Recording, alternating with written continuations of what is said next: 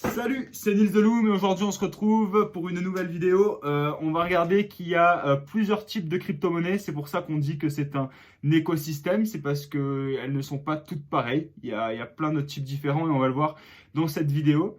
Déjà, il faut savoir qu'il y a plusieurs plateformes. Donc il y a des plateformes plus centralisées. Il y en a, on dit que c'est centralisé, mais pas vraiment. Il y en a qui sont complètement décentralisées, qu'on appelle la DeFi. Donc déjà, même dans le monde des cryptos, pas tout n'est forcément décentralisé. Il y a certaines cryptos qui ont des limites de jetons, comme le Bitcoin par exemple, ou d'autres cryptos qui n'ont pas de limite. Mais en soi, c'est ni bon ni mauvais parce que il y a des entreprises donc avec des bitcoins, avec des coins illimités, mais c'est fait pour pouvoir suivre l'inflation, pour s'adapter à l'inflation. Donc, c'est pas parce que c'est limité que c'est bon non plus. J'entends beaucoup de gens dire ça autour de moi. Il faut savoir aussi qu'il y a des cryptos et des projets qui ne sont pas corrélés. Ça veut dire que oui, la plupart des projets s'autofinancent avec leur crypto-monnaie, mais il y a aussi certaines entreprises qui sont décorrélées des crypto-monnaies qu'elles offrent. Donc voilà. Il faut savoir aussi, il faut le comprendre ça, j'espère que vous l'aviez compris, que chaque crypto en fait c'est un projet. Donc derrière il y a un projet, c'est pas tout pour aller acheter je sais pas, des vélos sur internet. Il y en a, oui, effectivement, c'est fait pour faire de l'achat ou de la revente.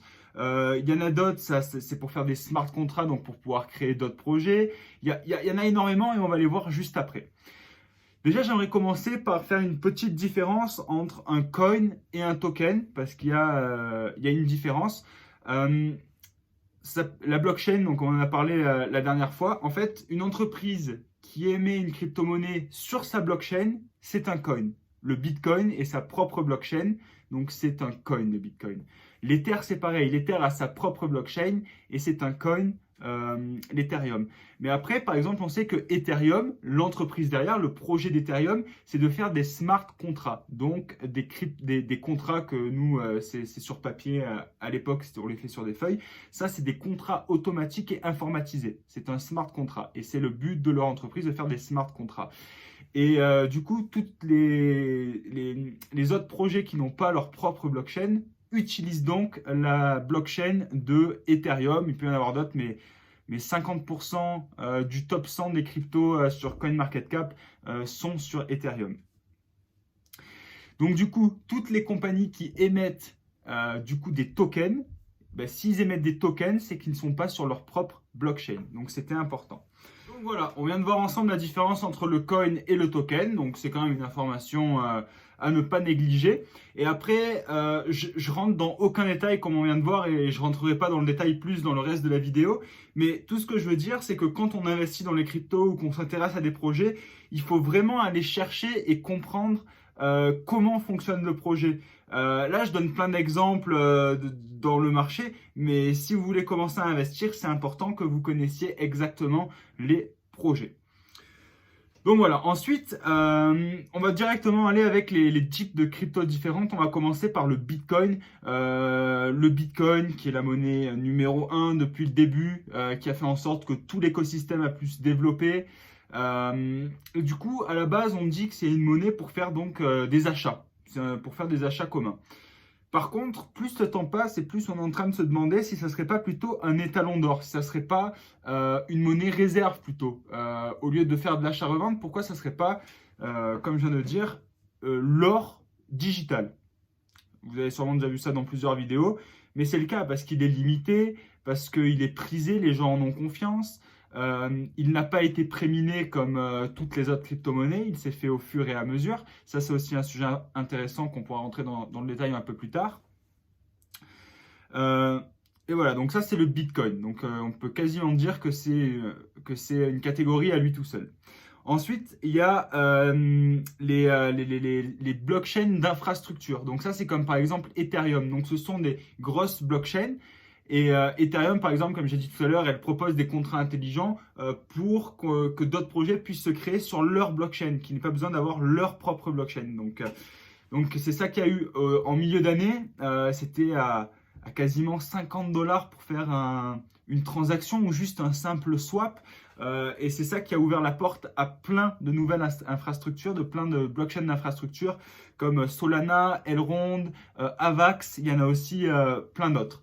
Elles se battent toutes un peu pour savoir qui est la meilleure, qui est la plus scalable, laquelle est la moins chère, laquelle est le plus rapide. Donc on ne sait pas encore laquelle va gagner, mais celle qui gagnera sera probablement celle qui arrive à s'interconnecter avec les autres. Ensuite, il y a les exchanges. Les exchanges, donc c'est vraiment les plateformes qui sont faites pour échanger des monnaies fiat contre des crypto-monnaies. Et les exchanges, il y en a plusieurs. Donc ça veut dire que il y a le BNB, donc celui de Binance, ou le CRO, celui de Crypto.com. Et en fait, quand on investit sur du BNB ou du CRO, justement, on investit sur la compagnie d'exchange. Donc, si on pense qu'à l'avenir, c'est un exchange qui va perdurer, qui va être gros, ben on investit dans le fait que cet exchange va être populaire plus tard. Donc il y a les exchanges. Ensuite, il y a aussi les stablecoins dans cet écosystème. Un stablecoin, ça a ses utilités. Je ne sais pas si ça sert à quelque chose que je rentre dans les détails de quelles sont ses utilités, mais en gros c'est si tu as de l'argent posé dans les cryptos et que tu ne veux pas le laisser sur le Bitcoin qui fait ça, tu le mets sur un stablecoin qui reste stable. Donc en fait, un stablecoin, ça vaut toujours 1 dollar, ça peut monter à 1,02, 0,98. Mais en soi, un stablecoin, en fait, c'est que chaque token de stablecoin émis, eh bien, il y a un équivalent monétaire bloqué dans un vrai compte. Donc, tu ne peux pas perdre ton argent là-dessus. Si tu as 10 000 dollars de stablecoin, ben, sache qu'il y a 10 000 dollars dans une banque quelque part qui protège ce stablecoin. Et voilà. Tous les sujets que je parle sont beaucoup plus complexes. J'essaye de simplifier pour le stablecoin, pour le Bitcoin, pour tout, je simplifie en ce moment. Ensuite, on pourrait dire qu'il y a les produits de la DeFi. Donc ça, c'est des entreprises qui sont complètement décentralisées et qui veulent redonner la main sur les échanges monétaires au peuple, aux particuliers. Donc ça, c'est une catégorie bien à elle-même, elle supprime des intermédiaires et en fait, l'élément de confiance, c'est vraiment la blockchain. Après, il y a des shitcoins aussi, qu'on pourrait rentrer là-dedans. Le Dogecoin, le Shiba, qui ont commencé à partir d'une blague à la base et on ne sait pas encore l'avenir qu'ils ont. Donc, faire très attention aux shitcoins. Il y en a qui sont juste là pour essayer de vous dérober votre argent, comme comment il s'appelle? Le Squid Game, je sais pas quoi, là, et dès qu'ils ont fait de l'argent, ils se sont tirés avec la caisse. Après, il y a les shitcoins comme le Doge, qui est soutenu par Elon Musk, par Tesla, qui pourrait rester, qui est là depuis longtemps même, qui est là depuis le dernier bull run de 2017.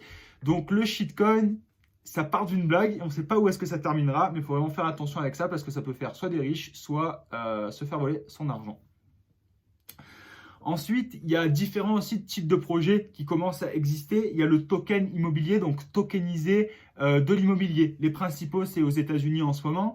J'avais écrit, il y a Bridge, Insuras, Unscarched. En fait, eux, c'est des entreprises qui achètent des biens immobiliers. Ils le tokenisent, donc c'est-à-dire qu'ils le divisent. Il y a un exemple. Admettons, ils divisent en 1000. La maison vaut 100 000 et ils le divisent en 1000. Donc, chaque token vaut 100 en soi. Et on achète un pourcentage de l'entreprise qui possède ces maisons. Et ensuite, eux, ils le louent et on perçoit un loyer. Donc, exemple, allez, un token, c'est 50 €. Eh bien, tu vas posséder un pourcentage de l'entreprise qui possède la maison. Et exemple, sur chaque 50, à la fin de l'année, ça rapporte à peu près 6 $ de loyer. Donc, tu peux commencer à tokeniser dans l'immobilier. Il y a des assurances aussi, donc il y a le côté assureur et le côté assuré, donc des assurances basées sur la blockchain qui sont décentralisées. Les assurances d'aujourd'hui, c'est quoi? Tu la payes, ils gardent à peu près 30% de marge et ils te remboursent au cas où il y a un problème sur ta voiture, sur ta maladie. Donc c'est des entreprises qui te prennent 30% de marge. Aujourd'hui, ça serait décentralisé, donc ce serait des pools de liquidité et on peut soit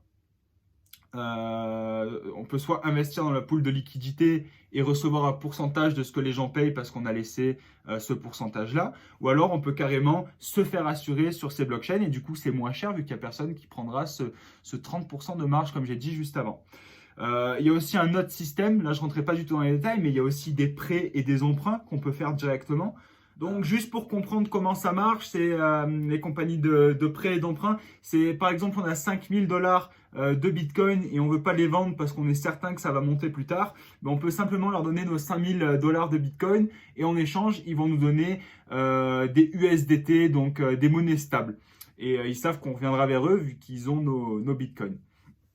Ce que je voulais dire aussi, c'est que pour les assurances, pour les prêts et les emprunts, pour le moment, c'est vraiment centralisé sur le monde des cryptos. Donc, si on fait des assurances, c'est sur des pools de liquidité, c'est sur certaines cryptos, c'est vraiment basé pour le moment sur le monde des cryptos. Tout ce qui est prêt, emprunt, assurance, ça travaille dans ce même écosystème.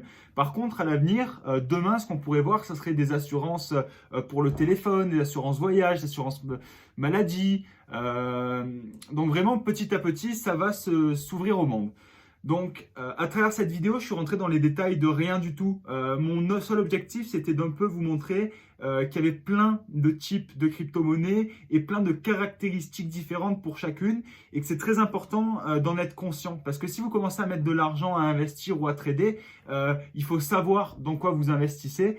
Et j'espère que cette vidéo vous a permis de comprendre que l'écosystème était de plus en plus large et qu'il faut en être conscient, tout simplement. Donc, je vous souhaite une très bonne journée. J'espère que la vidéo vous a plu et je vous dis à la prochaine.